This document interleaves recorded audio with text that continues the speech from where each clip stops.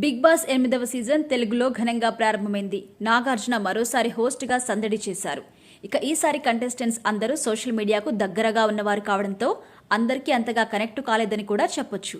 అయితే వారికి big boss ఇచ్చే రెమ్యునరేషన్ ఎంత ఉంటుందో అని నెటిజన్లు చర్చించుకుంటున్నారు. కానీ అధికారికంగా వారి రెమ్యునరేషన్ వివరాలు ఎట్టి పరిస్థితుల్లో కూడా బిగ్ బాస్ రివీల్ చేయదు. సోషల్ మీడియాలో వస్తున్న ప్రకారం హౌస్లోకి వెళ్లిన కంటెస్టెంట్స్ రెమ్యునరేషన్ వివరాలు ఇలా ఉన్నాయి. అత్యధికంగా యాంకర్ విష్ణుప్రియ ఎక్కువ మొత్తంలో అందుకుంటుంది.